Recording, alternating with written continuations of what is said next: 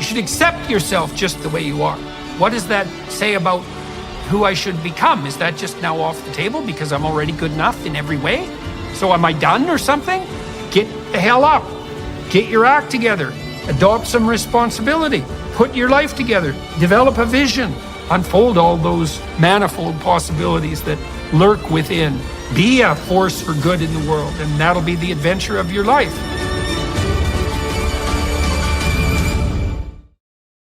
The world's falling birth rate isn't on the list of major threats to life as we know it, but it soon will be.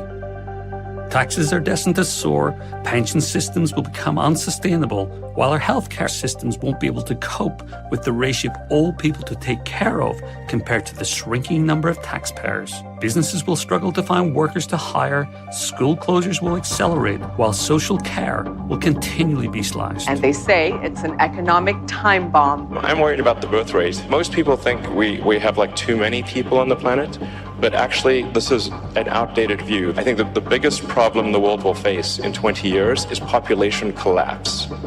Collapse. I want to emphasize this. The biggest issue in 20 years will be population collapse.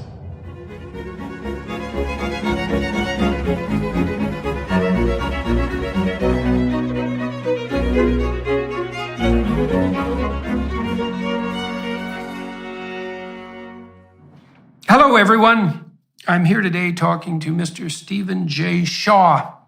Stephen is a British national who has studied and lived on 3 continents. He trained as a computer engineer and then as a data scientist before starting his first film project, Birth Gap, at age 49. He maintains the position of president of the data analytics company he co-founded, Autometrics Analytics, LLC.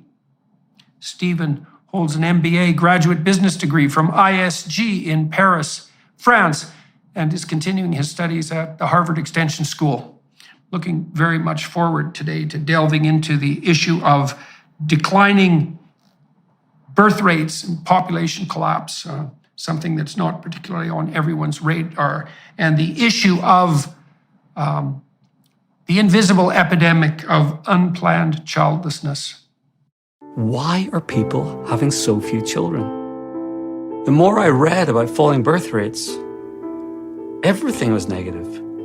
You enter a downward spiral. As you have fewer and fewer children, you have fewer and fewer future mothers, which in turn goes on and on and on.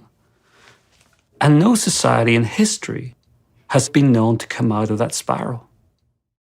So I'm talking today with Stephen J. Shaw, who's produced a documentary, Birth Gap, that was originally released in its first version in 2021 and later version in 2022. And he's been spending an awful lot of time delving into this particular problem. And so we're going to walk through what he's learned. Good to see you. Thank you for inviting me. Hey, thanks for agreeing to talk. So let's start with your background. We could walk through what you've been up to biographically, first of all, to situate it, and then you can expand on that to the degree that you're willing and able. So, historically, for the last 20 years, I've been involved in data analytics, what we now call data science. I'm a part statistician, part coder. I've worked with some great academics and PhDs that we have on staff in coming up with academic models, forecasting models for industries, mainly in the automotive sector. We try and do short-term forecasting. What might people purchase? What should car companies build? What should they market? What should they give for incentives? Down to a very minute level. This is a private venture? It is. And so it's a corporation that offers these services? Yeah, it's a small niche corporation that's been offering services to the world's largest corporations for 20 years. And how did you get involved in that? It was a startup in London 20 years ago. I personally moved to the US. We got a contract with Nissan North America. It took me to LA, and following that, I spent like 15 years following that company hands-on until around 2015. Bizarrely, and I should explain, I'm a lifelong learner. I got accepted into Harvard Extension School to become a degree candidate to keep my data science skills up to date. And I was presented with some data that I just couldn't believe on falling birth rates. So as someone who is involved in forecasting, albeit short-term forecasting, realizing that we've got this fundamental problem with birth rates that's ultimately going to affect, well, not just the number of potential car buyers. I mean, that's the smallest problem in this overall, but that was, something I felt almost ashamed of. Why don't I know this?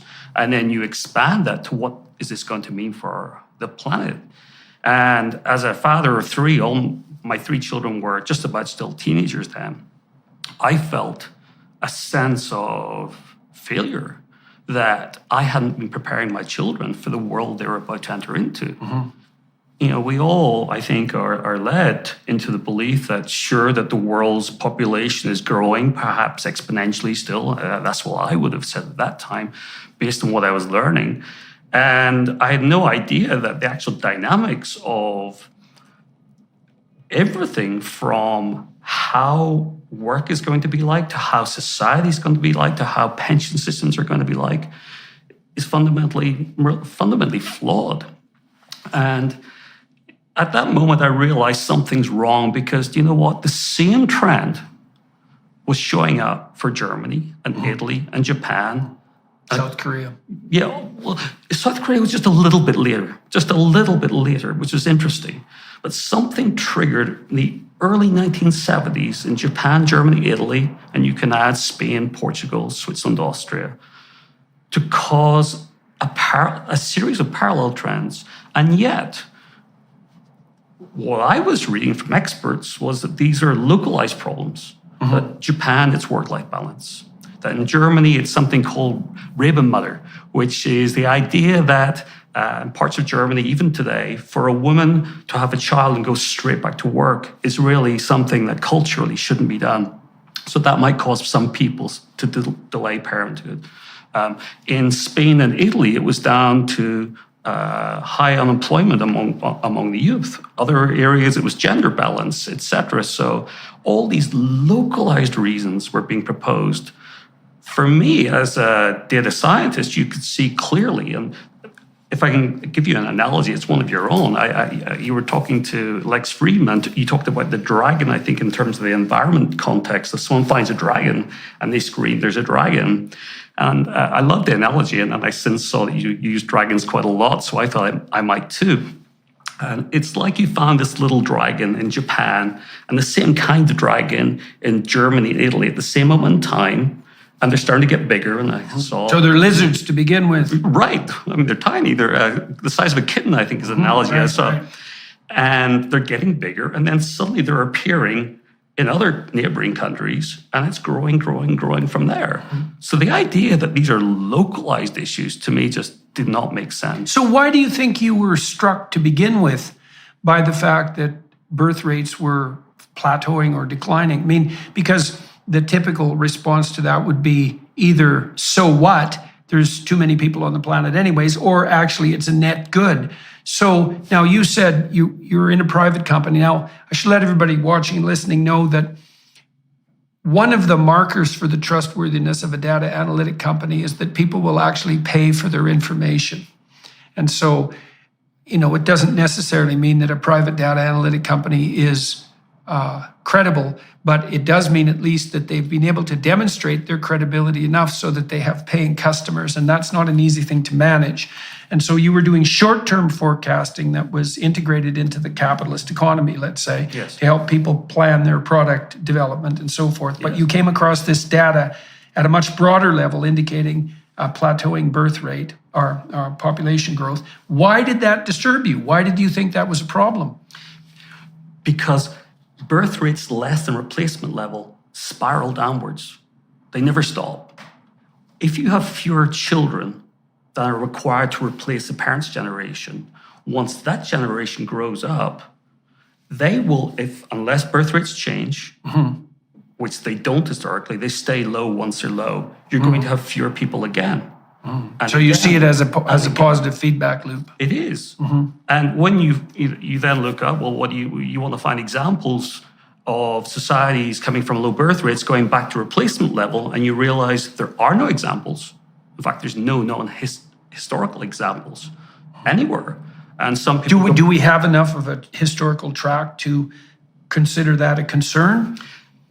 In modern times, if you look at the number of countries who've fallen to birth rates of 1.7, 1.6, 1.5, when you have no single example of a country going back to replacement level, we should be concerned. In fact, we should be very concerned. Right. I know places like Quebec, for example, in Canada, with very, very low birth rate, have tried to institute government policies that, for example, make daycare in principle more accessible to young women and young families, although that's had pretty much zero impact on the outcome.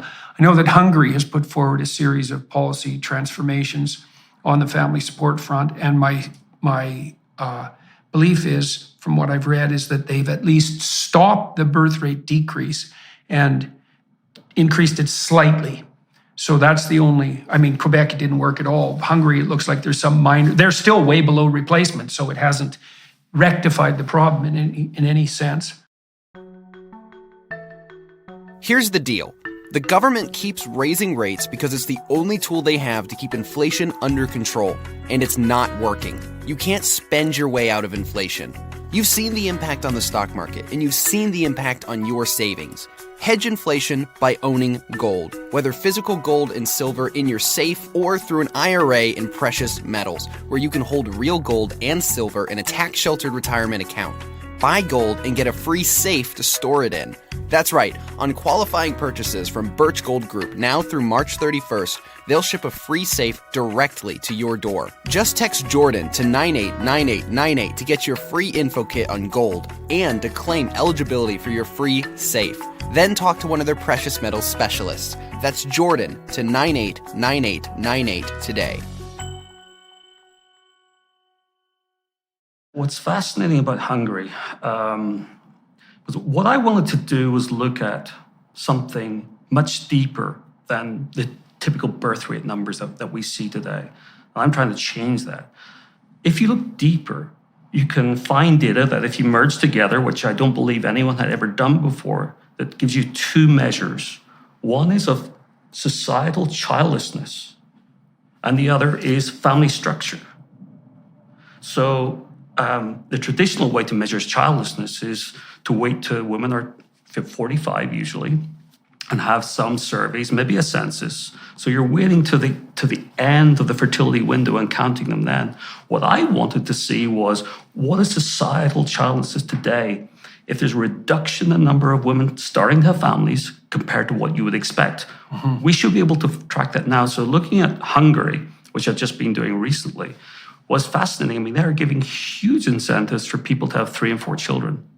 But the family structure in Hungary is not changing at all. At all. What is changing, which may or may not be linked, it's associative in some way, but causal we don't know, is the childlessness rate in Hungary does seem to be going down. More people look like they're starting to have families.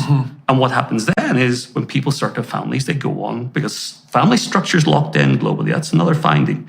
You know, and so what do you mean? So we'll go in two directions. What do you mean? What are you speaking about when you're expressing your concerns about family structure? Well, family structure basically is the percentage of women. We say women because we've got so much data on women, but really we should think of men and women.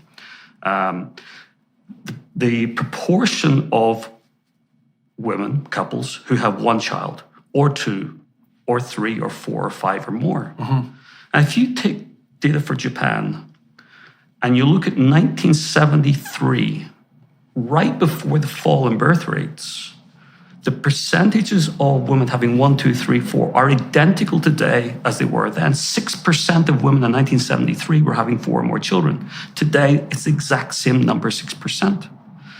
So our focus has been completely, we've been in a fog looking at overall birth rates. What you find is in Japan in 1974, interesting year, an explosion in childlessness, which went from 3% to 6% to 15 to 21 to 30+% in the space of about 4 years. The same in Italy, the same in Germany. In 4 years. In 4 years. It's a shock. It was what I call a baby shock.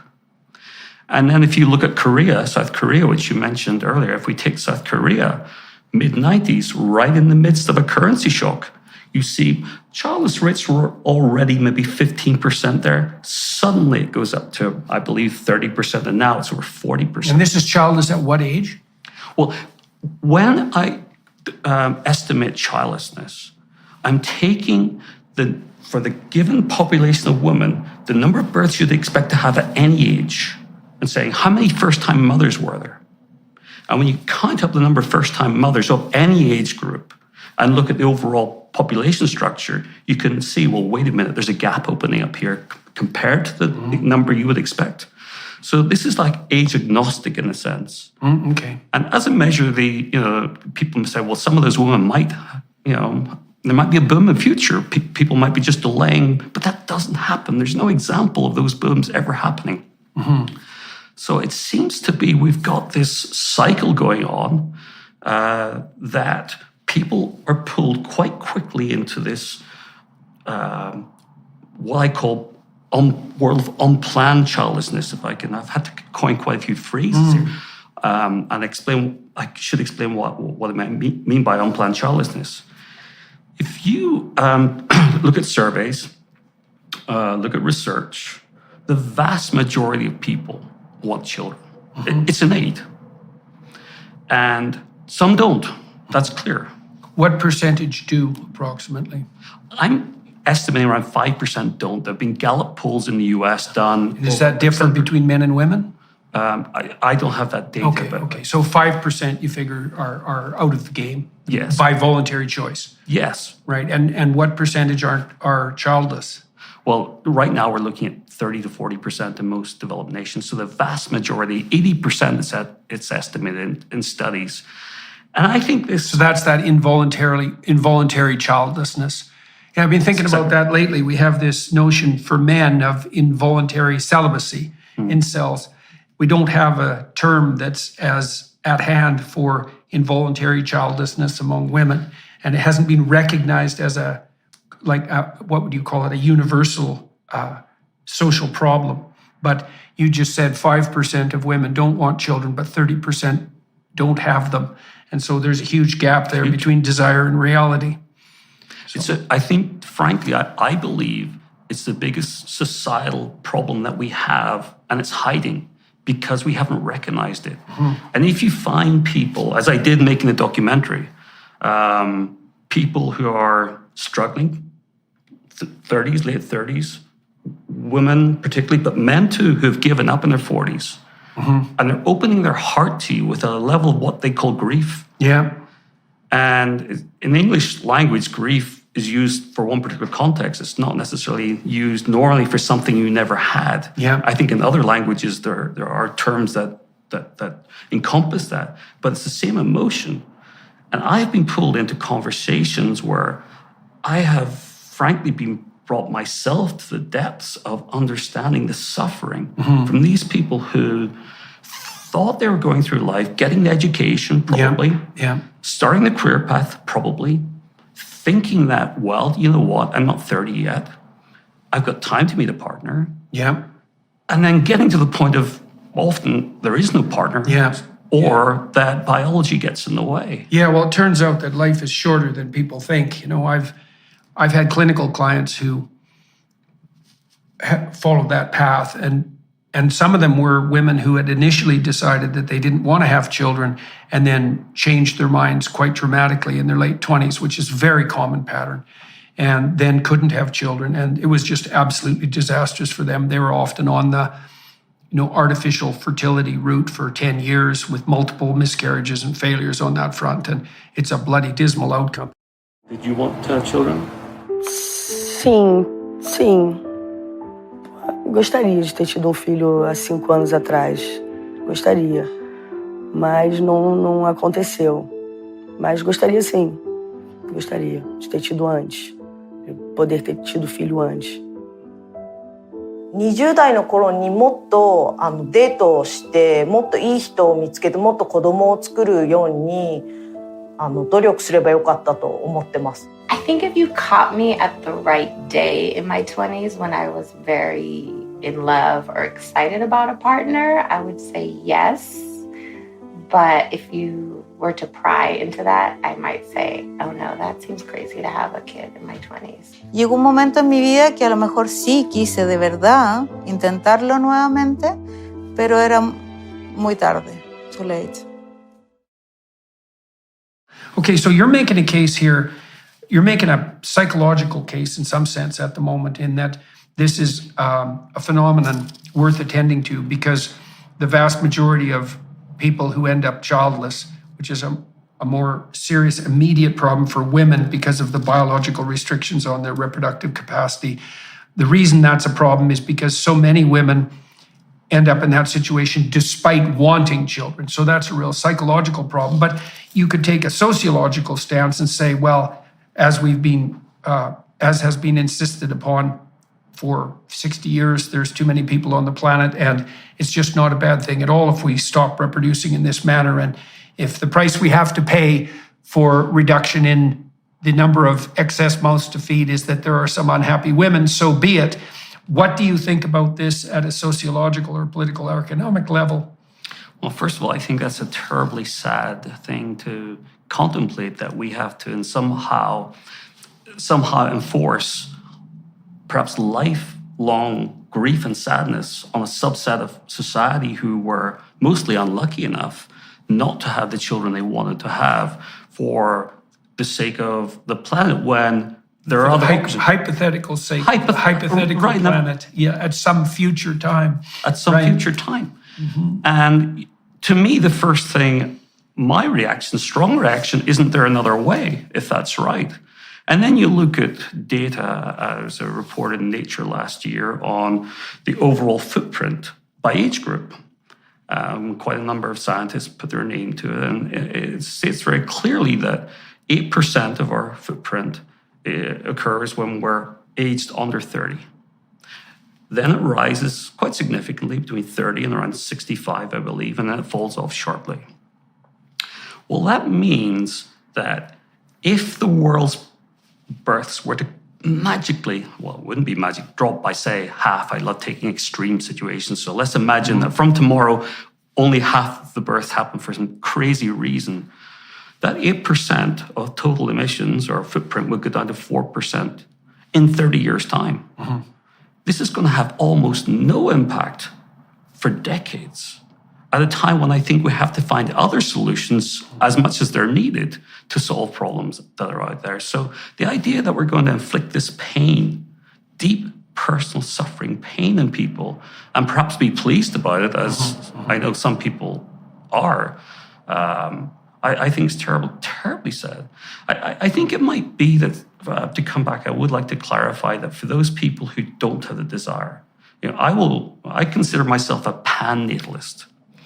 If you don't want to have children, I will be your biggest supporter to say that's fine.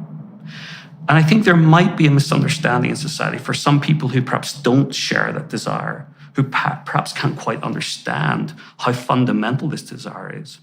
Yeah, well, most people who are in that boat are being willfully blind, in my experience. And so the idea that there are reasons to not want to have children, one reason is an overwhelming self-centered narcissism. That's not the only reason, but it's definitely one reason. And people talk about, the interference with their personal freedom and their desire to pursue their career. And in that, I read something like the absolute inability to ever sacrifice your own narrow self-interest. And I do mean narrow to the, what would you say, concerns and needs of other people. And so, it's interesting to me that it's 5% that don't want children, and that the rate of that kind of self-centered narcissism is about 4 to 5% too. Now, I am not saying that everyone who decides not to have children falls into that category, but I am saying that a fair number of people who don't want children fall into that category. I mean, if you think about it biologically, every single one of your maternal ancestors for 3.5 billion years reproduced successfully. And it might be that you're the exception to that rule, but if you are, you should think long and hard about why. You also might want to think long and hard about why, given that it's likely to have a pretty damn detrimental effect on your life. It's all fine to be fancy, free, and footloose when you're 30 and 35, but it's a lot less amusing when you're 50, and it might be downright dreadful by the time you're, let's say, 65. So All right, so on the population front now, we talked a little bit about the psychological catastrophe of involuntary childlessness. I'm curious too about the social and economic consequences. So as you get a demographic bulge, more and more older people and fewer younger people, obviously you have fewer people to take care of the older people. But I also have never really read anything pertaining to models of like real estate value collapse, because it doesn't take very long if there are more houses than there are people for the value of real estate to fall to, well, to what? To nothing? I mean, that's what happened in Detroit. It basically fell to nothing. I mean, Detroit has recovered to some degree, but we don't know at all what the world would look like if real estate values fell to virtually nothing, especially because that's where most people put their retirement value. So what do you foresee happening on the political and economic front, given the shift towards the elderly demographically? We're going to see it in China first, right? Clearly. Well, Japan too. Yeah. One of the reasons I moved to live in Japan is to be close to, I wanted to feel this problem. I wanted to be able to see it and almost touch it, and you can there. But you mentioned Detroit. I spent many years living in the suburbs of Detroit. And right around the time I was looking to start this project, that I was able to drive around the streets of Detroit and see street after street after street of tens and tens of thousands of decaying houses. Yeah. I remember one day driving along and there was a house, and these were nice houses back in the day, still spacious.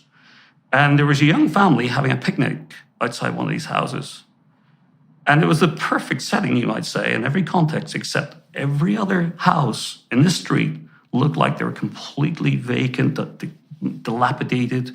Around that time, listening to local Detroit news every night, it was crime. It was streetlights that weren't functioning. Yeah. It was lack of safety. It was lack of functioning of basic utilities. It was infrastructure and bridges that the city couldn't afford. And of course, in 2013, it went bankrupt.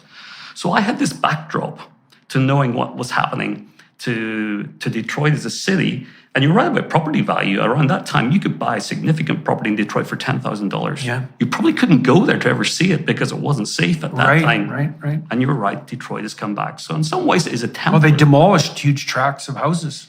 But how do you do that when half the houses are still occupied? You go through this period of time, unless you're going to say to people, everybody move 3 streets over now, and you do that every few years, you can't easily go into neighborhoods and start moving things back to nature, which is what Detroit's doing. You can individual houses, but you still have these scars of the empty spaces that were there. And I show some of this in the documentary. So the idea, I was on a podcast, Chris Williamson's recently, and it was the first time I got a sense of the comments that people make, and many people were sharing these deep personal stories about their life to do with unplanned childlessness. Yeah. Others were sharing concerns about whether they'd ever become grandparents. So, but a lot of people were saying, well, this is just about economics. Who cares? This is just about big corporations suffering. Who cares? I think people need to understand this is going to impact everybody, everybody's life. If you're living in an area where there's literally decay, dilapidation all around you, and the taxes that you're paying to your city or your municipality aren't covering the basic infrastructure, no one's going to escape from this. And I think people don't understand that. So in my case, understanding life in Detroit, and again, I really love the city and it's great. I love the people. I love the way it is starting to come back. But that experience, I think, really spoke to me that we really need to think about what this means. Now, you talk about the socioeconomic. The economics, go beyond the city and the property values. It's the pension funds. It's the social welfare funds that people think. I think I did too at the time, that the retirement, the cost to maintain each of us in a retirement is basically what the government or someone's been saving for when we get to that age. Yeah, right. It's not. what we're paying right That's now. a bargain with the future. That's a bargain. Yeah. You're covering the people who are retired now. What the government has put away for us is debt. Debt. Yeah, there's no savings. And then There's look a at- promise. Right. And then the debt's a problem because Yes, that's for sure. if you have a shrinking number of taxpayers, the debt's not shrinking. So the repayment on the debt actually becomes worse and worse and worse. Yeah, well, and hypothetically, you can remediate that with immigration, but then that opens up another can of worms, which is no one really knows what the maximal rate of incorporation a society can manage without imploding, right? I mean, obviously, Canada, the US in particular, is an immigrant society, and that's worked out extremely well for the immigrants and for the society. But the idea that there's no upper limit to our capacity to digest and integrate, let's say, is absolutely preposterous. So, and we don't know, but the notion that we can replenish at the rate that we're losing on the birth rate front strikes me as, it's at least a debatable claim. We'll be right back. First, we wanted to give you a sneak peek at Jordan's new series, Exodus.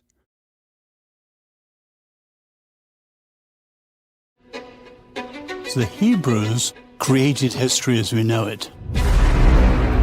You don't get away with anything. And so you might think you can bend the fabric of reality and that you can treat people instrumentally and that you can bow to the tyrant and violate your conscience without cost. You will pay the piper. It's going to call you out of that slavery into freedom, even if that pulls you into the desert.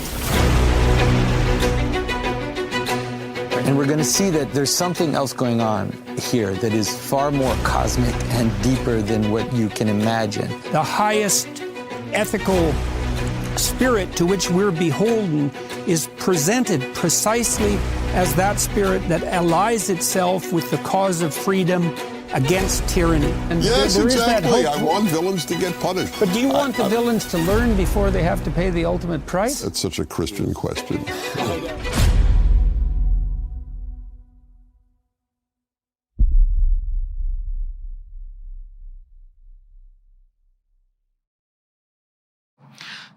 Immigration is a subject that, I think we actually only look at one side of it. And I certainly did until I went to Nepal. And I went and I sat down with the professor, the head of the Department of Population, Professor Patak, in one of the largest universities in Asia. And I wanted to talk about falling birth rates in Nepal, which were just about replacement level at that time. And all he seemed to want to talk about was the pains of migration on Nepal, the people, the communities that are left behind. I never for 1 second had thought about this dark side of immigration. Oh, you mean your brain drain, for example? Community drain. Yeah, you're actually taking away, you're leaving the old parents there, and you're sending remittances back, and that's seen as positive. But those parents aren't really looking for remittances, they're looking for people, community, their children to be there into their older age. And we went to film some of these older people, and the looks on their forlorn looks in their face. No one thinks about that. Mm-hmm. And then you have another situation, which is often it's men who are the immigrants, at least first. Yeah. And well, okay, so maybe that seems to some a good way for it to start. But there's another dark side to that: is the women behind are either not married yet, or they are married and their men have gone off elsewhere, and they're not having children. Right. Or their husband's coming back for 3 weeks a year, and you got 3 weeks a year to try and get pregnant. Mm-hmm. And of course, most are not. Mm-hmm. So you actually are propelling countries into low birth rates, the same factor that the rest of us are going through right now. So the immigration debate, and I'm an immigrant myself. I've been an immigrant to the US, to Japan now. So I'm absolutely not against immigration at all. As you say, it's done great service to US, Canada, and many other countries too. But the idea that... But that doesn't mean it's a solution to population decline replacement. Right. Now, you talked about Japan. Let's talk about Japan a little bit. How long did you live in Japan? I still do. So I've been there for 5 years. Uh-huh. And you said you can... Well, so what do you experience there in relationship to your concerns about population decline? Let me tell you about a community rural Tokyo. So this is the world's biggest city based on some measures. You go to the northwestern part of Tokyo, and there's an area called Takashima-daira that's featured in the documentary. 1973, the 10,000 homes in this apartment were filled with young families. And there's old footage where you see, just children everywhere. I went back with someone who was a child in those days. And, you can hear the voices of the past. And today, it's a ghost town, but it's not unoccupied. 98% of the apartments are still occupied, but they're old people. And they're mostly old women living alone. Yes, and they're old women because men die early. Men die early. Right, so this is that's exactly right. So one of the things that you see as young people disappear and as the population ages is that the landscape is made up of isolated old women who no one cares about. Right. A dismal destiny for all concerned.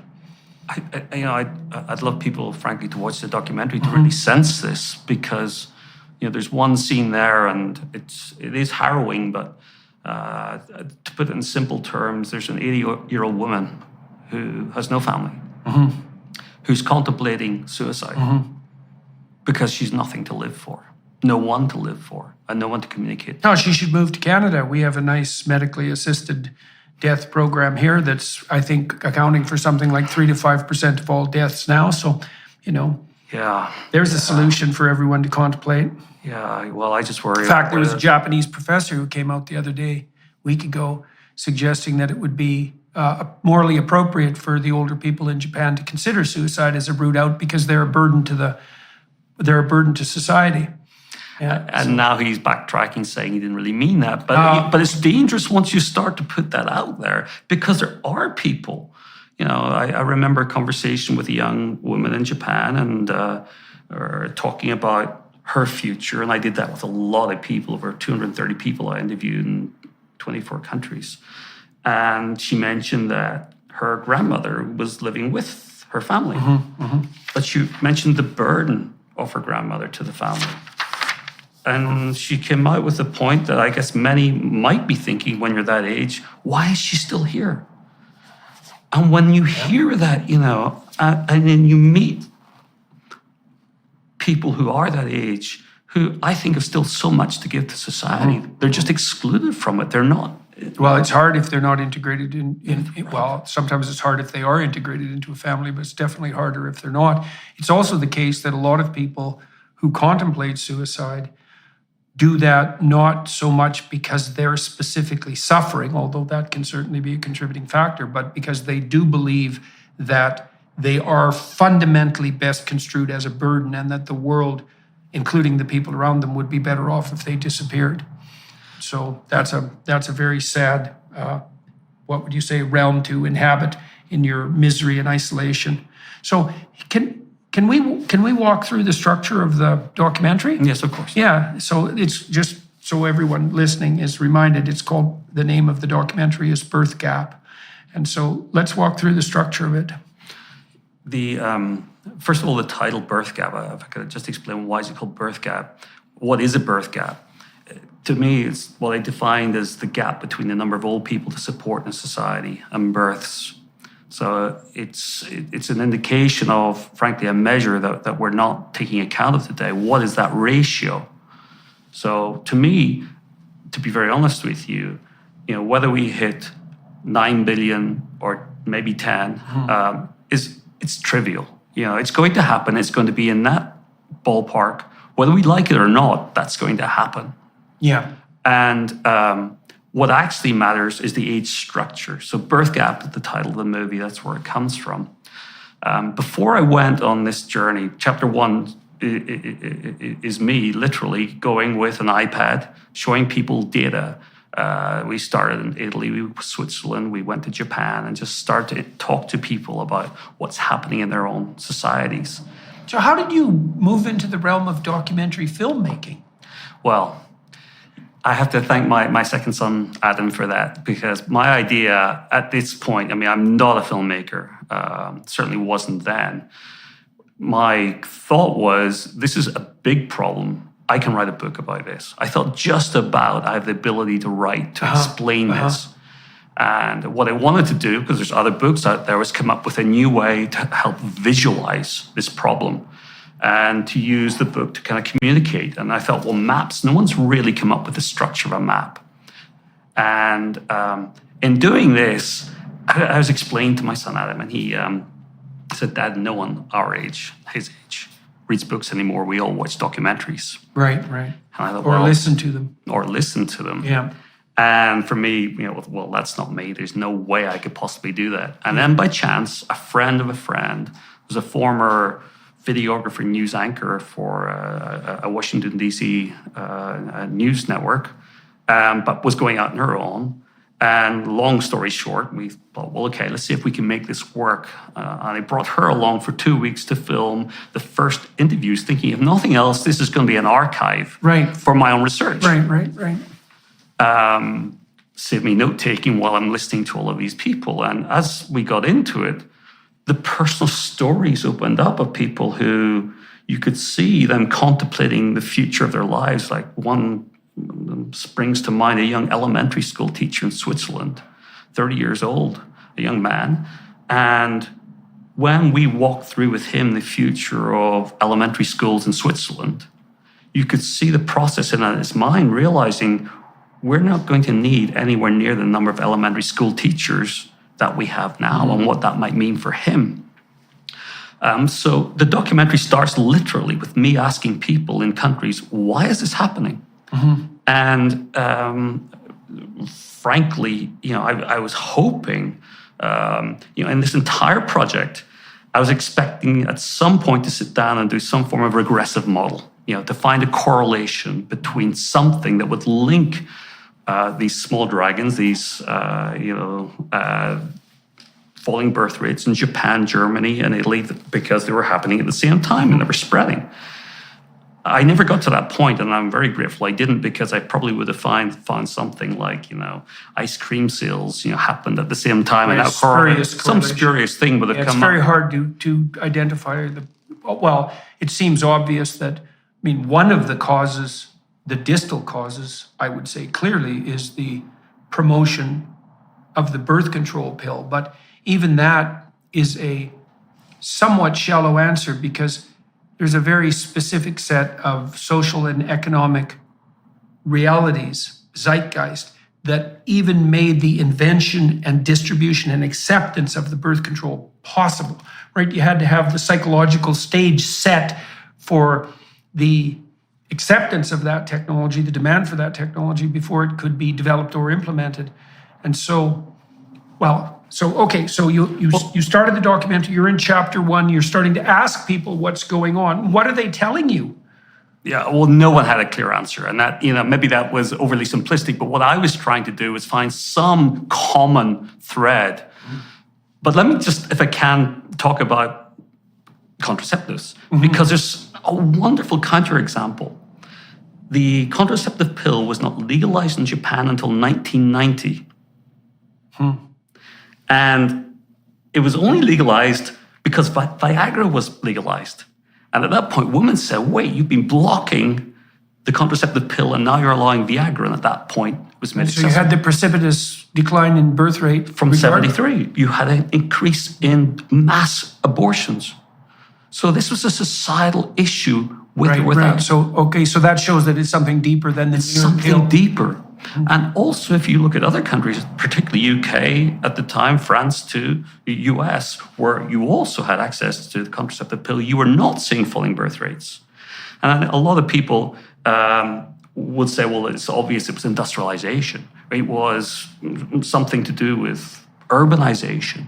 But the correlations aren't there. If you look at, well, why did this only happen in those 3 countries? And the answer comes back to, I'd love people to see it unfold in the documentary, but it's a sudden increase in this unplanned involuntary childlessness happened in Germany, Italy, those countries at the same time. Well, it's definitely the case that as women become more educated, they have fewer children.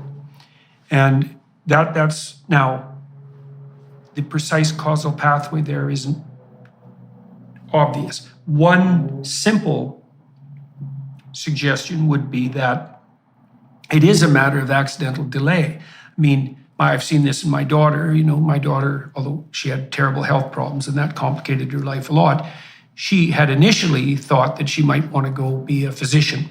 But that's like 12 years. And she was also very oriented towards having children. And she's managed to have one child despite her health problems. But that desire to pursue an intense educational pathway does exist in conflict, certainly with an early start to family development. If you presume that that doesn't matter because you've got time, you're not going to find out that isn't true for 10 years in your own life, and maybe the culture won't find out that's true for like 30 years. You know, I mean, we still tell young women who are 19. I made a comment that was clipped on an Instagram reel by someone about the fact that we always lie to young women about what's going to be important in their lives. We tell them it's going to be all career. I said, you know, I've worked in female-dominated industries my whole life, and what I've observed is, among men and women alike, that it's a very rare person for whom career is the most important thing in their life, even if they're men, although it's true for more men. It's true for virtually no women by the time they hit 30.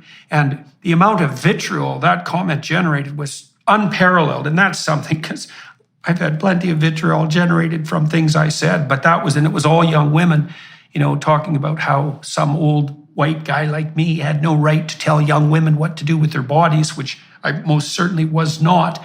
But it is, you can see a simple pathway there, right? It's like, well, we have this avenue where we can pursue our career and our education and everything else we want, and then we'll be able to solve the problem of having a family. The problem with that is, well, it's hard enough to find a mate when you're 23, 24. By the time you're 30, it's even more difficult. And by the time you're 35, it's starting to become well nigh impossible to find a mate and get pregnant and have a family, especially if you're going to have more than one kid. And so, well, so there's a direct conflict there between the avenues that are open to women and the need to strike while the iron's hot on the reproductive front. Nobody really knows how to reconcile that. I mean, it's odd, because women will live about 7 years longer than men. So it could be the case that the societal norm could be that women have their children when they're quite young and then go back to school in their 30s. That would actually work out. In principle, that could work out quite nicely, but we don't have the norms in place to make that a possibility. But we have to start addressing exactly this, because if we don't, you know, to me, I mean, there's so many ideas today about reproductive technology that are overstated. Oh, the idea, yes, freeze your eggs, and age 40, you know, if you have a partner and if you still have energy, that you might then. Yes, and everything goes well. Yeah, if everything goes well. And you have the money. Yeah, and the emotional stamina. All of that. So part of what I'm hoping to do through the documentary and my work after this is to just increase awareness, particularly to women, but you need a man as well, so it's both, that the fertility window is much shorter and the ability to have children gets harder and harder and harder. It's not just about getting pregnant, it's about being able to deliver, you know, being able to see the pregnancy through to, which gets exponentially harder very, very quickly. I should mention I interviewed 5 fertility doctors for the documentary itself. And, you know, each one of them wanted to open up about the challenges, because normally they have to sell their services. Right. Normally they have to tell people, think positively, here's what we've done for other people, here's what we think we can do for you. Yeah. What they were telling to me openly, I'm frankly getting quite emotional about on a couple of occasions, was it's terrible because so often it doesn't work out. Well, you know? 1 in 3 couples by the age of 30 have pronounced fertility problems, defined as inability to conceive within a year of embarking on the endeavor consciously, right? So that's 1 in 3. And of course, it just gets worse and worse as age creeps up. And 30 is not that old. And it does mean that women have a damn tight window. It's 13 years, let's say, by the time you're 17. By some standards, you're mature enough to consider reproduction, 17 or 18, and on the extreme end. And then, well, 35 is the other end of that distribution. And You're playing with fire by the time you're delaying, especially if you don't have a partner, by the time you're delaying till 35. Especially if you want 3 children, you know. Yeah, well, right. I'm thinking just one, you know, and it's also the case. I think if you're a reasonable observer of human nature, you see that people have 3 sources of fundamental gratification in their lives. One is the pursuit of their own interests, including career and job.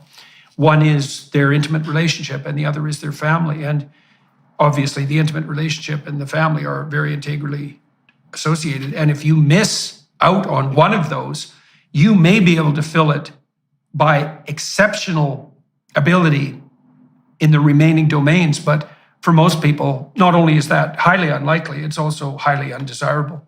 So, because to take the point as well, here am I, an older male talking about things that are very sensitive to women, but there are a lot of women out there saying the exact same thing. And there was one this morning. I got an email from Melanie Notkin, who's written a book called Otherhood, who herself has no children, and she put it succinctly that, in her words, women are going through the education path, the career path, to try to ultimately fall in love and have a family. Yeah, right. Exactly. It's all linked. Yeah, well, I think it's the same for men.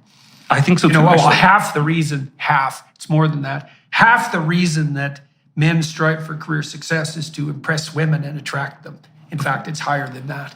So, but maybe that point is the heart of the problem we have today, because today, if you look at who's at college and who's actually earning more right now, I read this morning, women in cities in the US are earning more than men. I don't know if that's right or wrong, but you have this situation. Yeah, it's right under 30. Yeah. So in US colleges right now, there are, I believe it's 9.5 million women and around 6.5, 7 million men. Oh, and the women start dropping out of college, by the way, when they start to outnumber the men 2 to 1. Right? Because a lot of the reason people go to college, you got to ask yourself, what's college for? It's like, well, it's to get educated, to go to lectures, to be accredited. It's like, no, probably not. Probably the reason people go to college is to find a mate. And there's a selected pool there, and you have a decent chance of finding someone, of approximately your ability and forward-looking vision, let's say. And the reason people are willing to shell out between $150,000 and $250,000 for 4 years is in no small part so that they can find a mate. Well, and if you demolish that by, radically decreasing the number of available men, for example, you're just going to blow the whole enterprise out of the water, which is already what's happening. And absolutely. And this is perhaps my greatest concern, because I think if we make young people more aware of the fertility window, they might want to have children earlier. If we link that to in some way enabling careers later in life, which has to fundamentally happen for this to work, we might still be left with a situation where women who, the term is hypergamy, where women typically want to marry someone at least as educated, at least as successful, taller than they are. But if we're in a situation where there's so few men getting the same level of education, we might be left with this imbalance. Oh yeah, so that's already happening, clearly.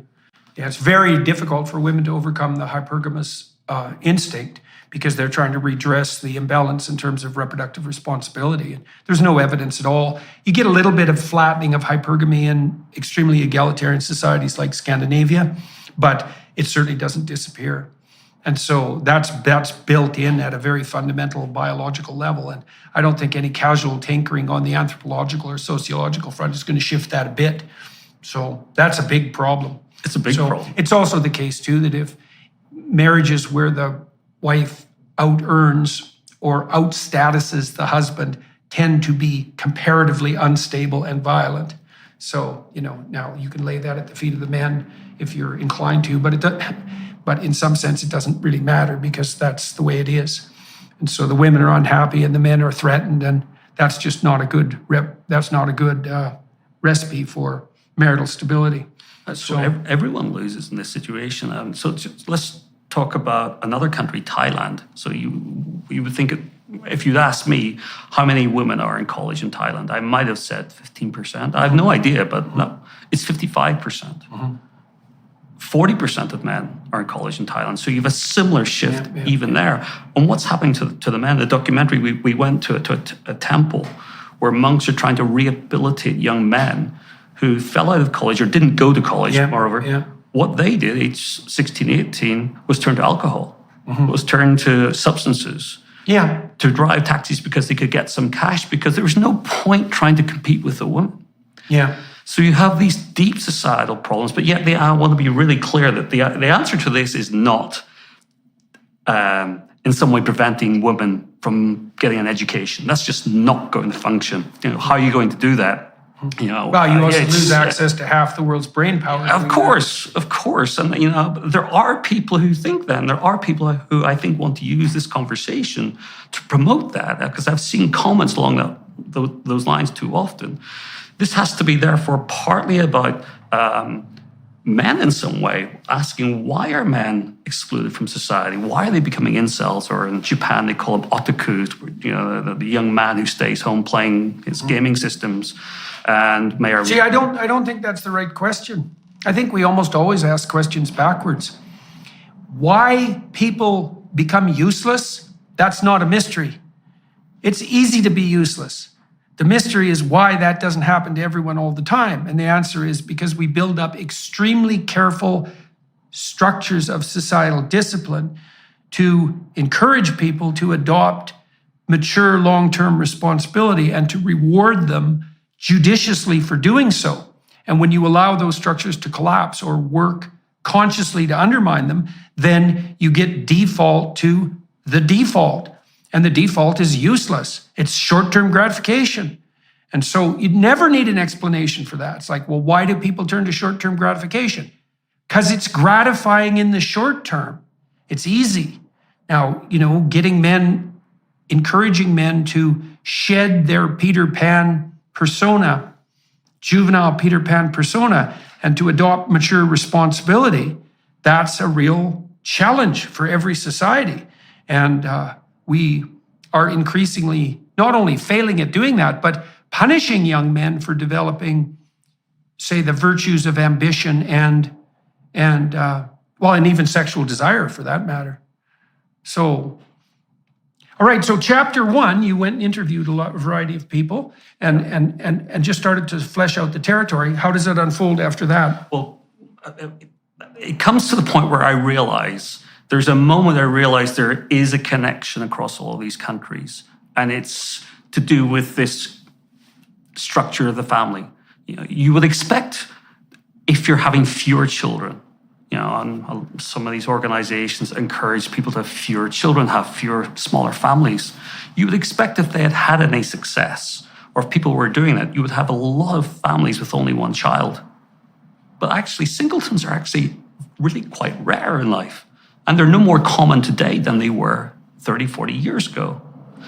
So I started to discover... So you see people with 0 children. Right. That's the only... How do you get a fertility rate of less than replacement level? It's either the number of people having one child or none.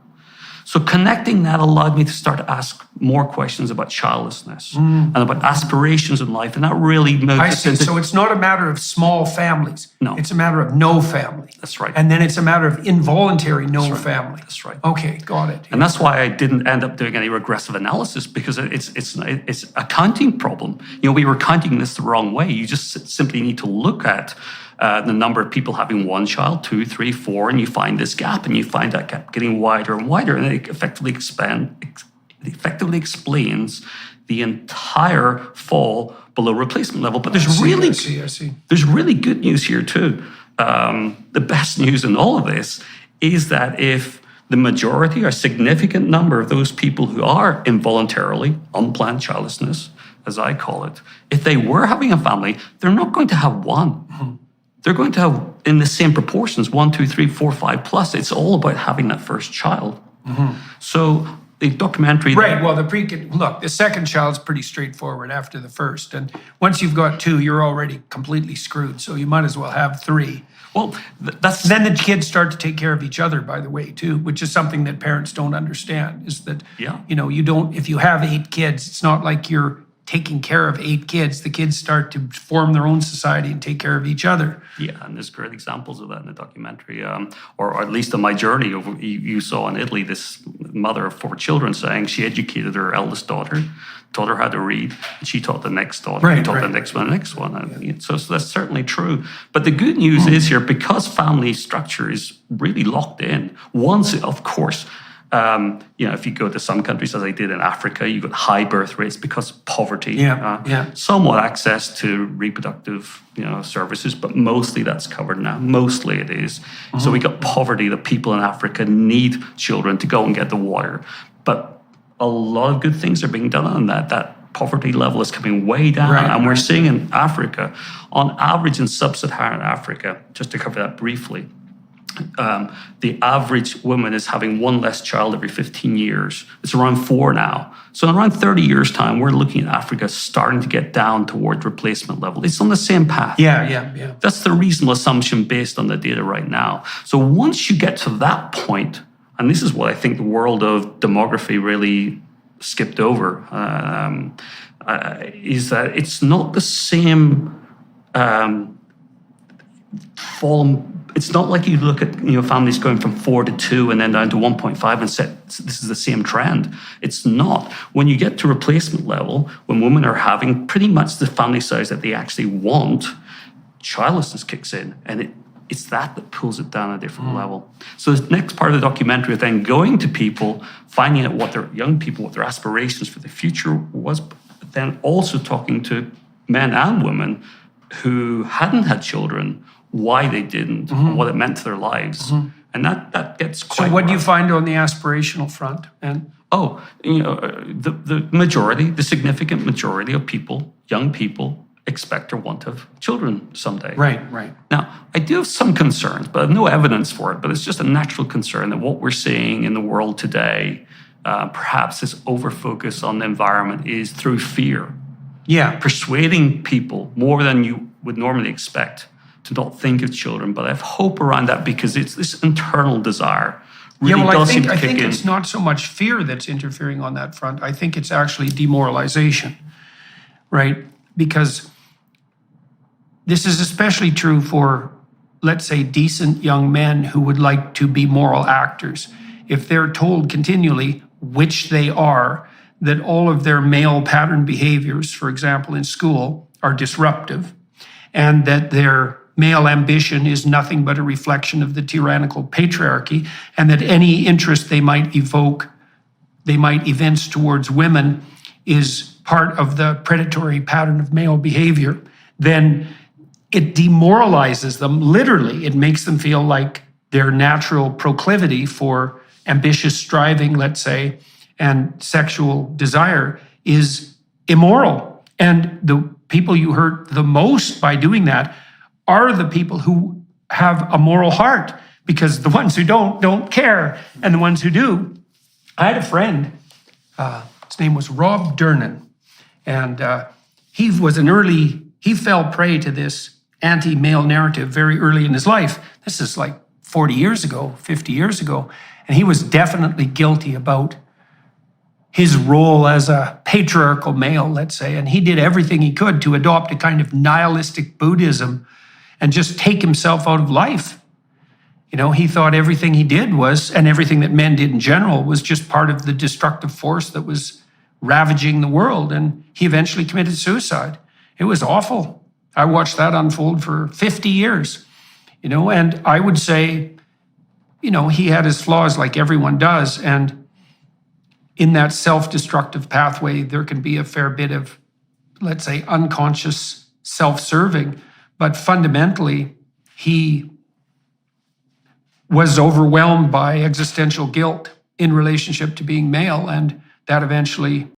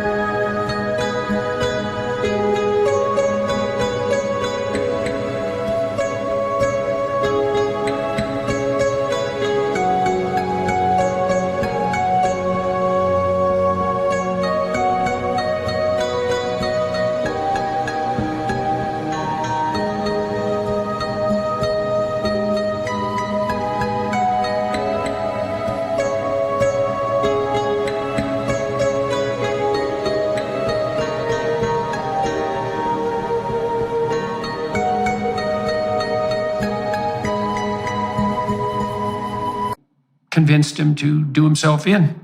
It was quite the catastrophic voyage, all things considered. And I know perfectly well that that's not rare, because I've talked to thousands of young men who have been demoralized to the point of suicide. And that story is, I'd say that's the archetypal story.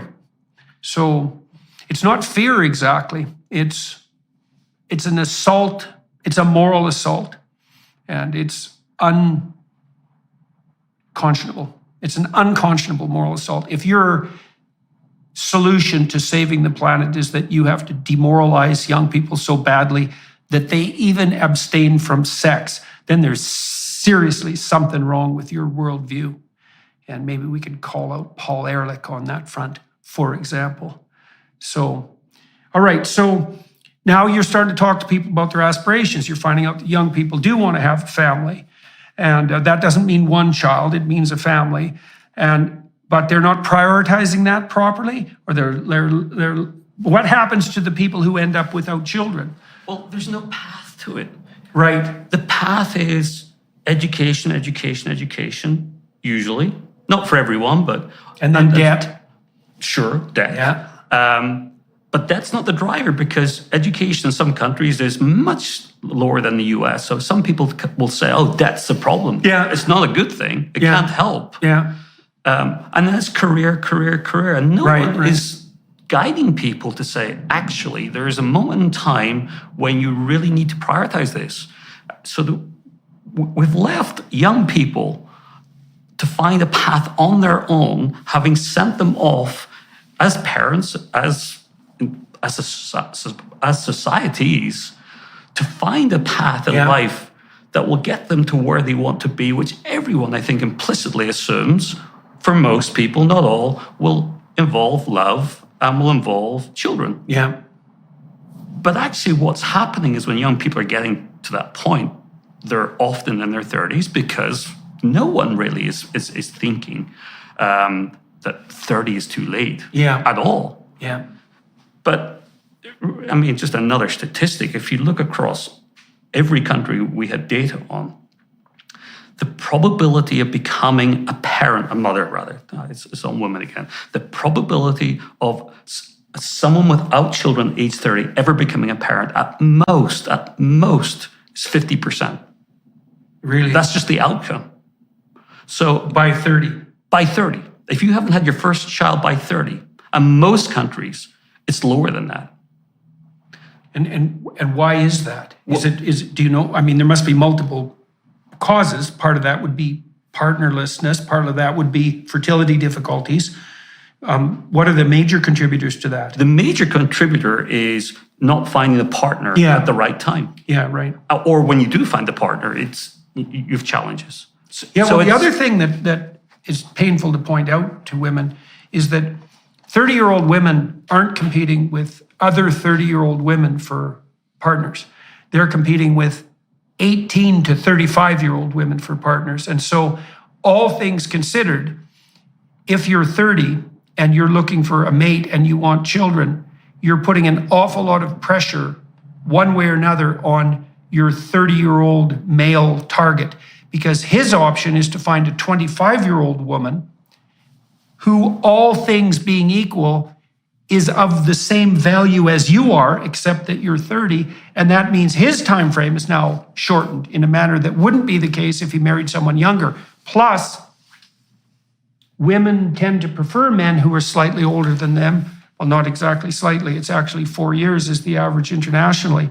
And so the optimal target for a 25-year-old woman is a 29-year-old man.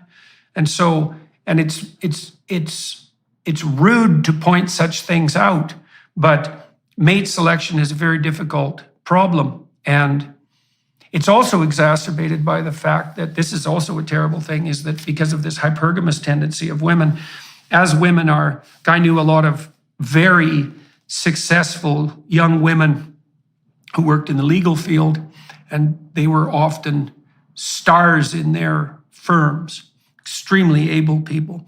And generally, they were very vivacious, attractive, intelligent, educated, and intimidating as hell to men. And not that interested in someone who didn't have the same ability and status they did, which was almost no one. So then they're 30, they're extremely choosy, and you could say they have a right to be, but the problem is, well, yeah, you're 30 and you're extremely choosy, and your pool of available candidates has basically shrunk to none. Because first of all, a lot of men are already snapped up by the time they're 30, so there's that reduction right off the bat. And then if you're going to reject, women rate 80% of men on dating sites as below average in attractiveness. And that's just the baseline, right? For the women who are high status and high attractive, let's say, very able on the career front, and the men they're going to regard as acceptable, that's a vanishingly small proportion of men. So that's part of the reason why they what would you say, select themselves out of the mating market. That's brutal, man. It's brutal. And I watched women struggle with that like mad, and certainly had no shortage of sympathy for them. But the mere fact that you're sympathetic to someone doesn't mean that the brute reality that confronts them has been altered in any manner whatsoever. Yeah, a couple of points on that. So I agree with all of that. What I see, and I get to often once or twice a week have a coffee with a young person who has reached out, and you know when you talk about the documentary or friends of friends, someone wants to talk to you about something personal. And a common conversation would be women more than men. They've been dating someone for 5 years. Yeah. They think they might want to, well, different scenarios. They think they might want to settle down and have a child with them, but they've never talked about it. Well, it's only been 5 years. Right. Or they've already figured out they probably don't want a child with this person. What should they do?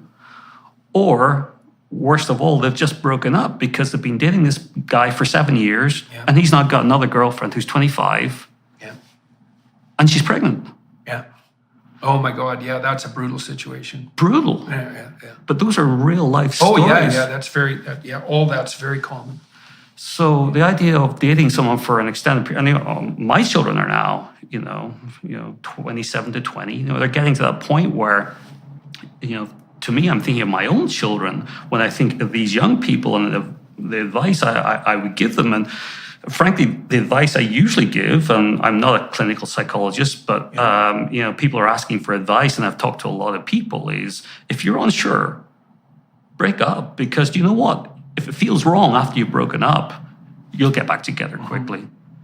And I'd say more. The other advice too is get the hell at it. You think you have a long time to decide. Well, here's a way of thinking about it. If you're reasonably attractive, you'll be able to try out 5 people. That's it. That's what you've got. Because it takes a while to find someone, and then it takes a while to get to know them. And finding them and getting to know them, that's probably something approximating 1 to 2 years. And if you do that 5 times, that's 10 years. And that's your fertility window. And so you think you have time, but that's a delusion. And you think the right person will come around. Well, first of all, that's a delusion to begin with, because you build a relationship, you don't find one. Now, you should have some sense when you pick your partner, to the degree that you have the luxury to have some sense. But the notion that the person right for you will come along at the right time, that's just not the case. That isn't how things work at all. And if you know that even if you're very attractive, that the list of true candidates is probably 5, and for some people, it's 1 or 0. And so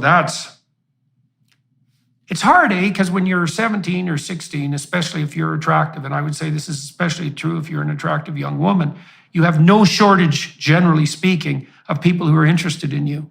And it looks like that's sort of a landscape of plenty. But that doesn't mitigate against the fact that it still takes a long time to get to know people and to find the right person. Now, men have it a bit easier on that front, I would say, because like I had one friend who didn't have a child till he was 55. That can always be the case for men. And so the pressure isn't on in the same way. But even with men, like had I married my wife earlier, we would have had more kids, and that didn't happen. So, and we got married comparatively early for our social class, say, and educational background. Okay, so now you're talking to people and you're finding out they want to have kids, and then they find out that they don't get to, right? A little bit too late. And so where does the documentary go from there? So from there, we take it into the consequences. The consequences, well, they're partly personal, but partly economic. But everything ultimately is personal, because everything ultimately comes back to, whether it's you and your life and how you live it, and whether you're lonely or not. Yeah. Or how much the state can help you, particularly in your later years, through healthcare, through pensions, through your city providing basic services like water. It all comes back together. So we explore a lot of those. And by the way, I sat down with, I believe, about a dozen experts, many professors, many, a priest, a monk, people involved working with government healthcare programs around the world. So we hear these voices, and other than one organization, which happens to be the successor to what Paul Ehrlich set up, they were the only organization who took an optimistic view. Of course, they would do that. Everybody else is negative. Everybody else is worried about the future consequences of this. And just by the way, I should call this out. Ehrlich set up an organization, author of The Population Bomb, of course, called ZPG, which evolved into Zero Population Growth. Yeah. It evolved into another organization that still has something like 30,000 teachers who train other teachers, who educate 4 million US high school kids every year. And they explain the population problems, usually in Africa. And their message is, please think about this. Yeah, well, there's nothing racist about the too many African narrative. Yeah, and when you teach someone like 2 and 2 is 4, you don't say, think about that.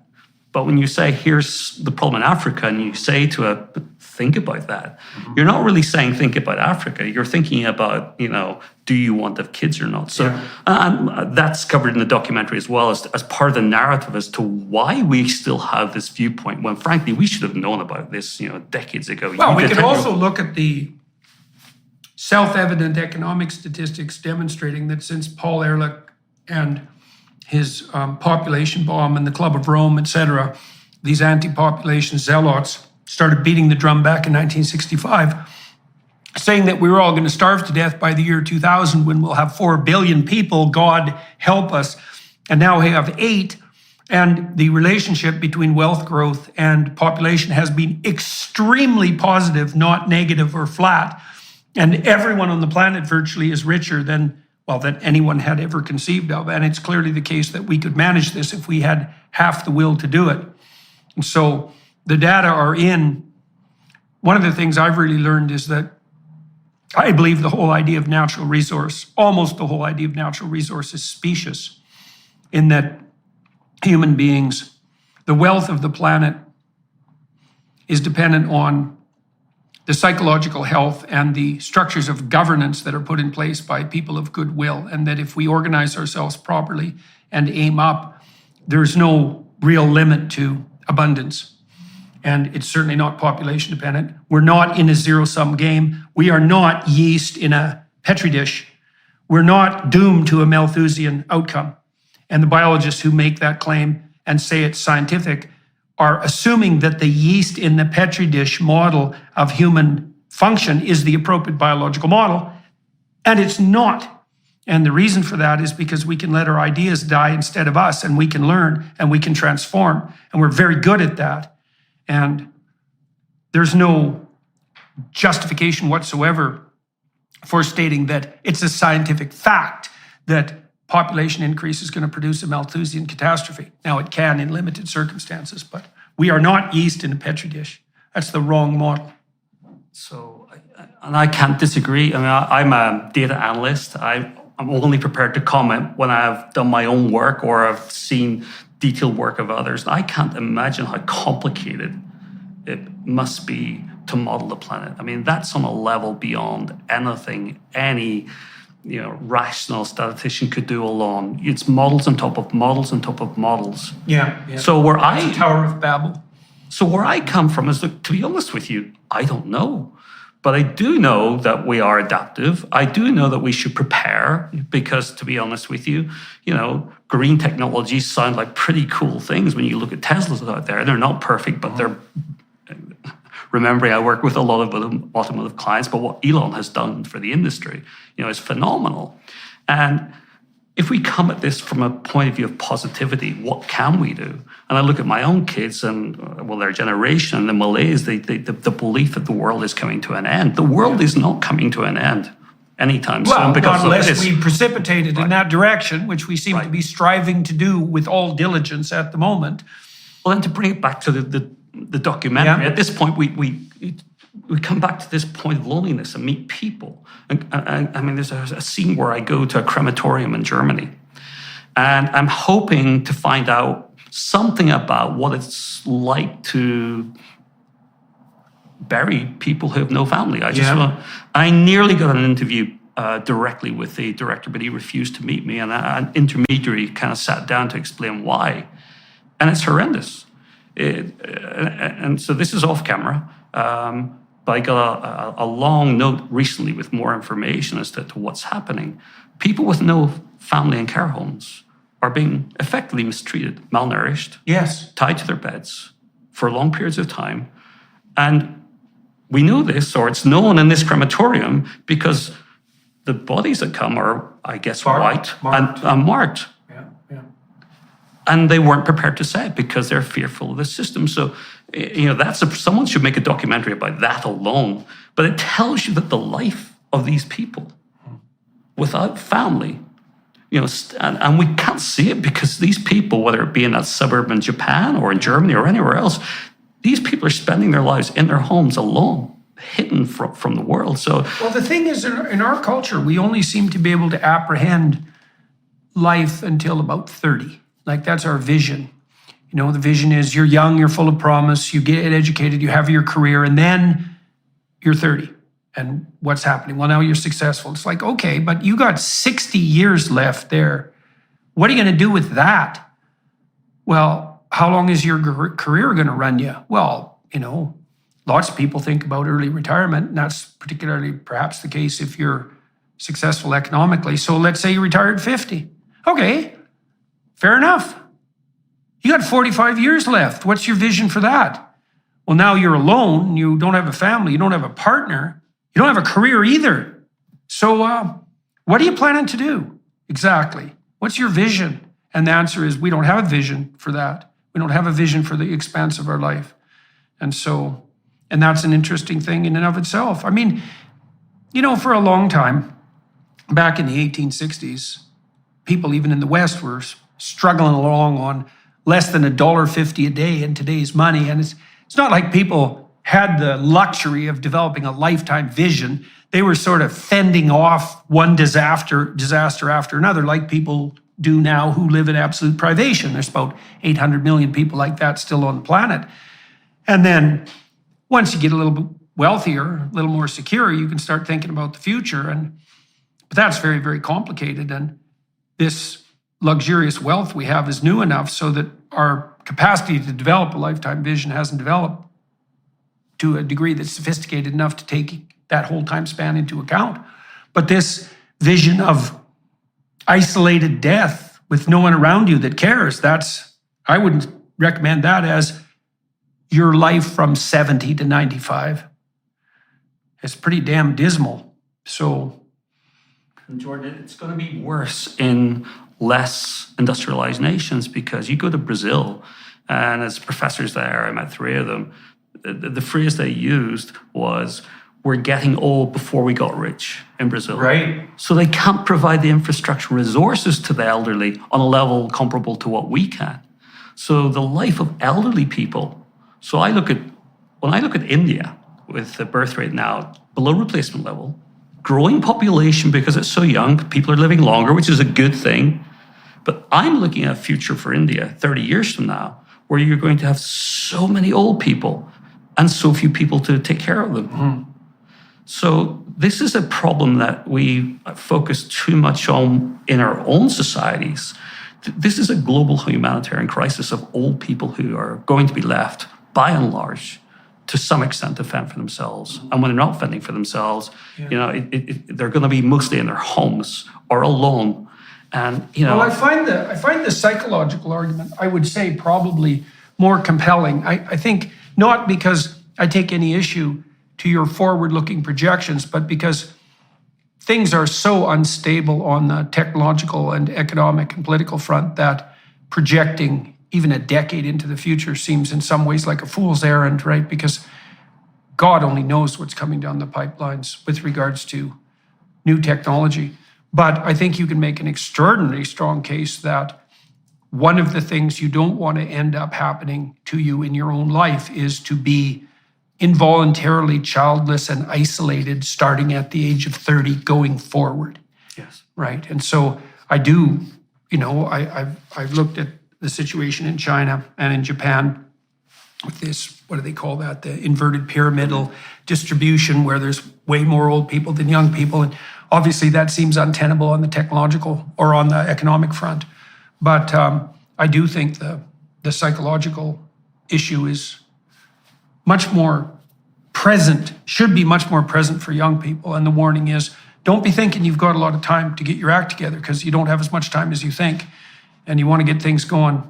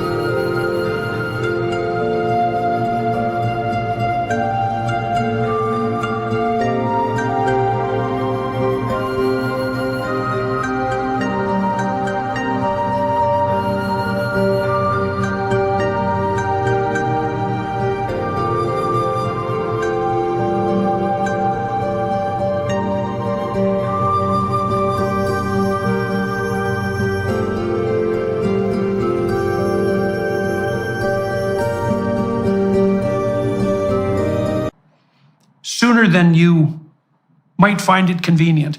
There's never a convenient time to have a child. Right. There's stupid times to have a child, for sure, but there's never a convenient time. And that's the other thing people do too, When my wife and I finally got together, she was about 28 or so. She wanted to have a kid pretty much right away.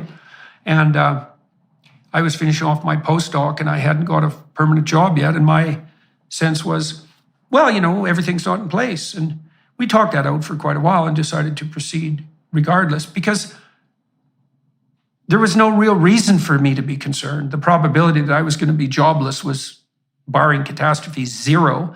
And you jump into the abyss holding hands with your wife. There's no right time. And the reason that's so important to know is because the clock ticks while you're waiting, and that's also a catastrophe. And then it sneaks up on people unawares, as you just described, and takes them out. Not good. Okay, so now you're investigating in the documentary the consequences of this involuntary childlessness. And do you progress past that? Yeah, well, so the consequences go into both the economic. We go to Detroit. We look at what might happen to the future of the world based on what's happened to Detroit. Yeah. We look at, briefly, future pension systems. We look at AI technology, but only very briefly. It's an area that I'm sure many people, like you mentioned technology just now, but a comment from me is that robots don't pay taxes. So simply saying there's going to be They also don't necessarily want to take care of you. So we'll just see how that works out.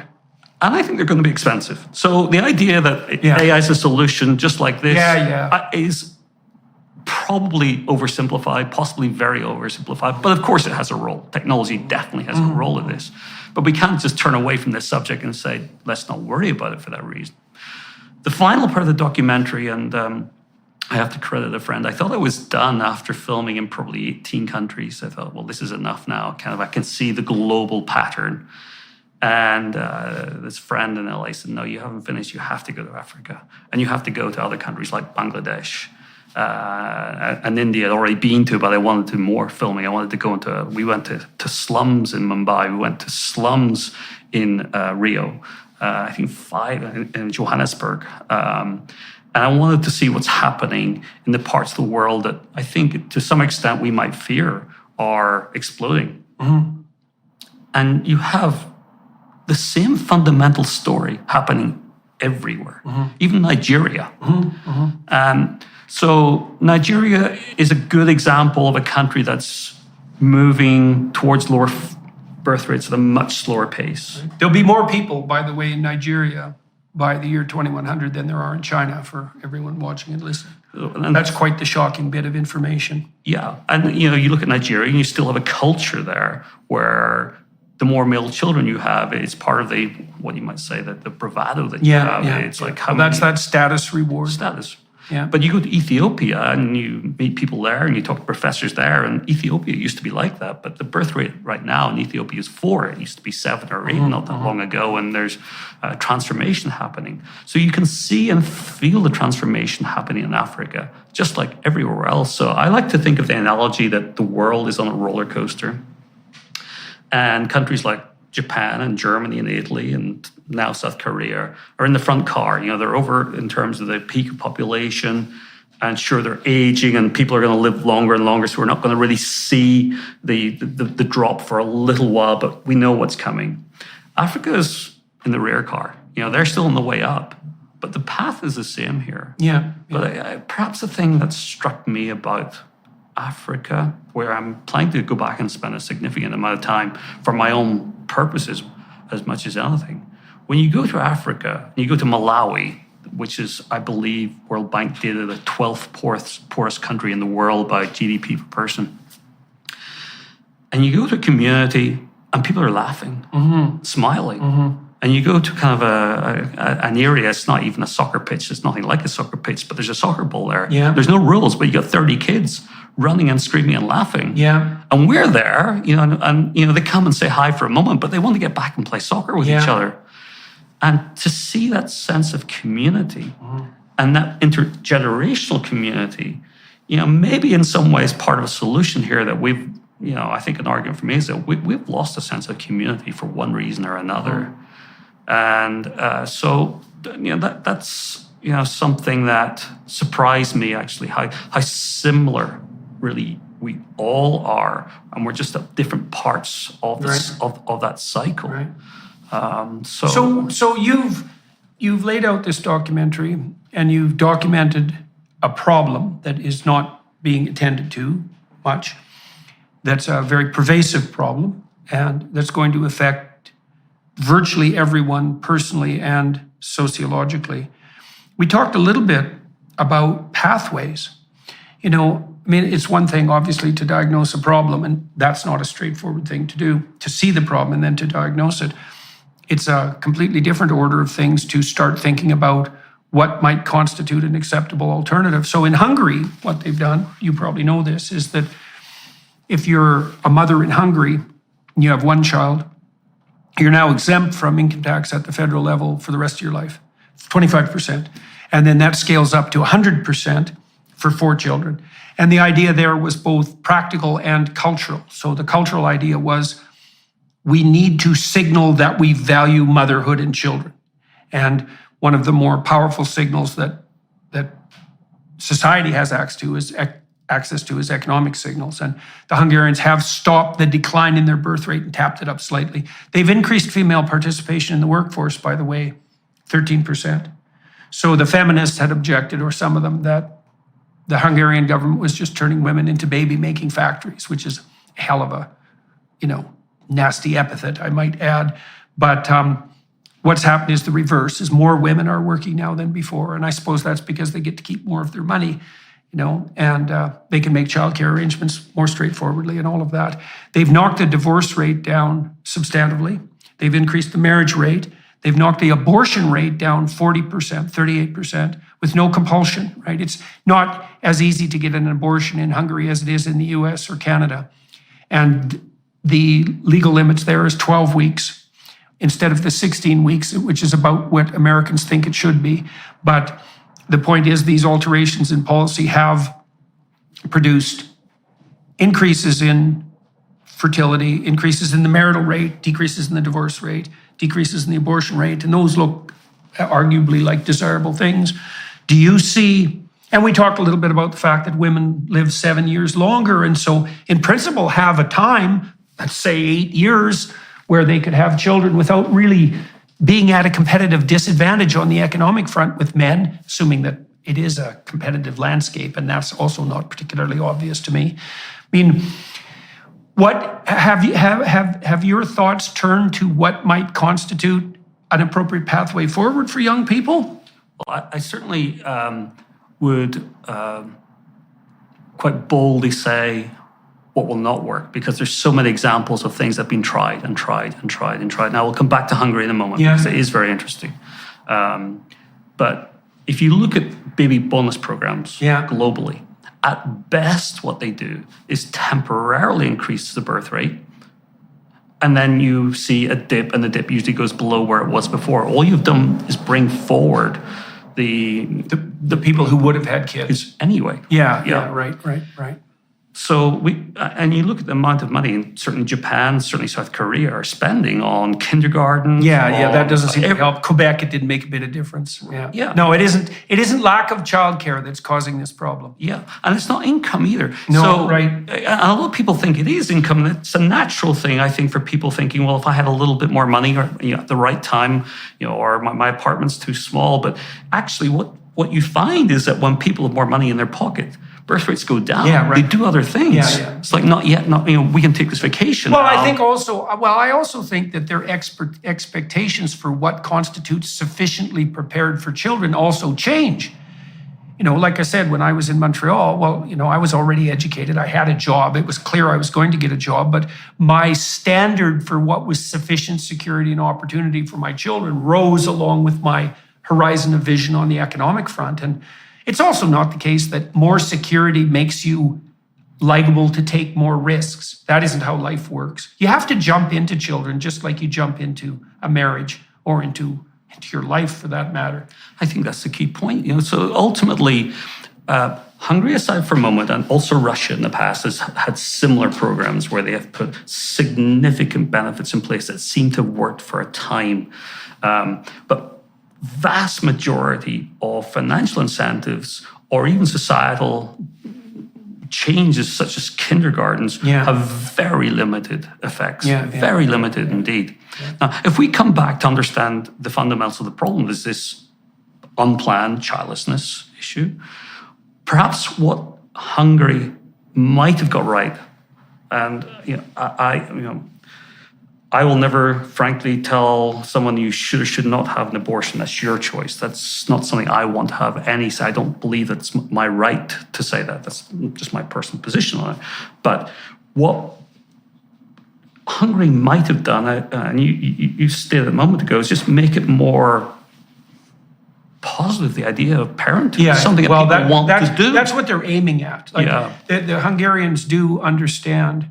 So their president, Katalin Novak, a young, dynamic woman who is their symbolic head of state, was very much involved in the formulation of these family policies. And she knew perfectly well that part of what the goal was to culturally elevate the, let's call it the sacred significance of motherhood, something like that, to put the mother again on something approximating the necessary pedestal. You see this in Catholic imagery all the time, is that, of course, in the Christian tradition, Christ is obviously the central figure of redemption and divinity, but there's strong competition symbolically on the part of Mary, because it's Mary and the infant. And I would say any society that doesn't hold the mother and infant as sacred is doomed. Right? For obvious reasons, since we all had mothers and we're all infants, if you don't value that, whatever that value means. And when my wife had little kids, she was treated pretty damn dismally, I would say. I used to go out to restaurants with her and just watch when she entered in with the kids. And there was a lot of sneers and a lot of, casual mistreatment. They were a nuisance, and that was extremely annoying to me to watch, because I don't think of kids can be nuisances if they're not well behaved, but there's something wrong with you if you think children are fundamentally a nuisance. And it's definitely the case that we don't value the contribution of young mothers in our culture the way that we would if we were wise. And that's a very difficult problem to solve, right? All this emphasis on, the kind of hedonic freedom that's associated with being a youthful teenager, and then that equally Sex in the City nonsense about, your freedom on the sexual front while you're pursuing your career. It's so bloody juvenile that it's almost incomprehensible. But it's not an easy thing to reverse, and it isn't even obvious that it's the government's role to reverse that. And the outcomes are unplanned childlessness. You Right. see it time and time again. I think it's just clear that people who go down that path are thinking of what society tells them they can do in the short term only. And That'd be a good title for this interview. Really, we should probably call it Unplanned Childlessness. I love that. Well, because it's so interesting that exists as such a plague, and yet it isn't identified and it doesn't have a name, and that's a real catastrophe. One of the early screenings I did, there was a young man. It was in Japan, but he's from the US, and he just stood there afterwards, gazing at the ceiling, and he's probably early 30, 35, and he said, "Unplanned childlessness," and he looked at me and said, "That's me." Yeah, that's me. And you could see it wasn't just the term; it was talking. Yeah, right. He was talking. The realization that you actually have to, in some way, have a plan, even if the plan is to do something not irrational, but to take a leap of faith. And to come back to men as well, in this, men can have children aged 55. I divorced, sadly, at around 40, I guess, and I thought there'd be a time where I would meet someone again and have more children. That's something I would have desired, frankly. Not to get too personal, but it wasn't my plan for life to be a divorced dad. Right. And what you find is that you're competing with younger men. Yeah, right. For the same younger woman. Easier said than done. Easier said than done. Definitely. The fact that you can technically have a child at almost any age as a man doesn't mean that you're going to. So the outcome is... No. What makes you think you're going to be more successful old and ugly than you had been young and ugly? Right. So, yeah. And every year you're on the path to get older and uglier. So it's men and women in this situation. I think that society needs to make parenting something more valuable. But to come back to your point, that cannot be at the sacrifice of career education options. We have to make it more almost the default option that you can continue your education. I love the idea of lifelong learning, which is what I'm doing. Well, it's very odd that we orient our educational establishments to people between 18 and 22. Yes. I just can't figure that at all. I taught at the Harvard Extension School, by the way. I had a lot of adult students, and I enjoyed teaching them a lot.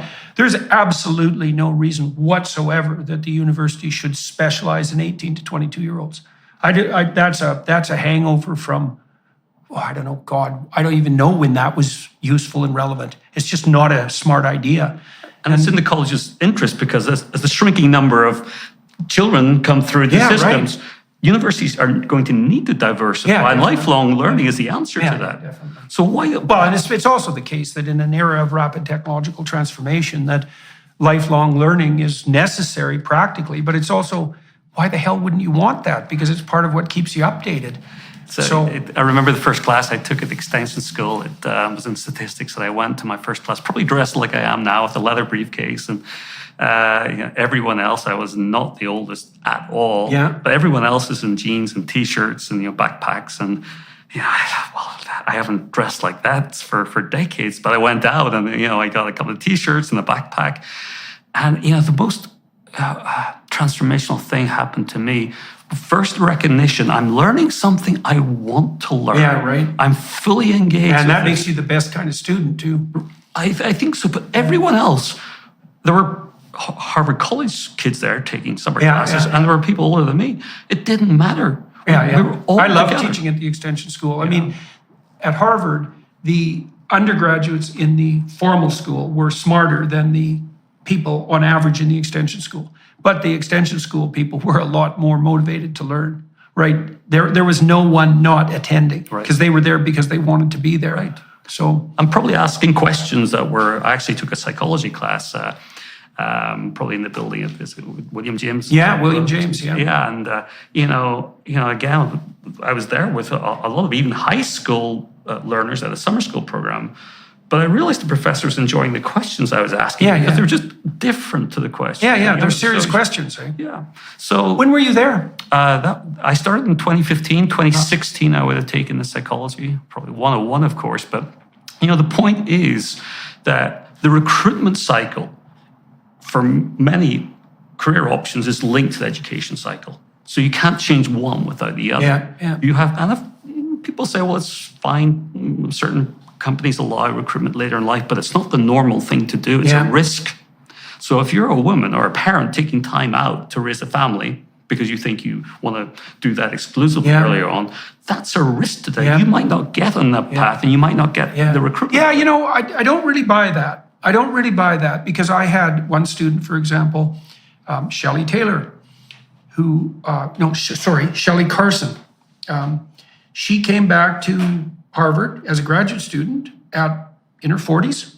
I was younger than her as her supervisor. She'd been an airline stewardess, pretty middle-class life, had been out of the academic stream for quite a while and was quite a lot older than most of the graduate students. And she hit it hard and developed a bang-up career, and she's managed that quite successfully. And I think that that's not normal, it's not the standard practice, but it's by no means impossible. And given that women do have that 7-year advantage in terms of lifespan, you think you're out of the running on the education and career front when you're 35. You're out of the running on the reproductive front. Yes. You're not really out of the running on the education and career front. And I've seen lots of people hit the education ground running in their 30s, mid-30s, sometimes later, and have a whole new career. I mean, Jesus, at 40, you could still have 30 years at your new career. Yeah. So that's a very optimistic way of looking at it. And so, all right. So, well, for everybody watching and listening on YouTube and its associated platforms, thank you very much for your time and attention. And to Stephen Shaw for agreeing to talk to me today about birth gap and about the issue of declining birth rates and population shrinkage. Bringing that to everyone's attention, bringing the issue of unplanned childlessness to everyone's attention, because that's a crucial issue here. To note the existence of a problem and to give it a name is to bring it out of the darkness and to unshroud it, let's say. And that's an extraordinarily useful thing to do. And I'm going to talk to Stephen for another half an hour on the Daily Wire Plus platform. I like to spend half an hour with my guests investigating how their pathway through life made itself manifest to them, both in terms of the problems that gripped them, the concerns they had, both voluntary and involuntary, and the opportunities that presented themselves as a consequence. And so if you're interested in that, then please head over to the Daily Wire Plus platform. You could consider supporting them in any case. They have also worked diligently to make the kind of conversations I had today possible, and that's much appreciated. To the film crew here in Vancouver, because that's where I am today, thank you very much, and thank you all for your time and attention. Good to talk with you. Yep, you bet. Hello, everyone. I would encourage you to continue listening to my conversation with my guest on dailywireplus.com.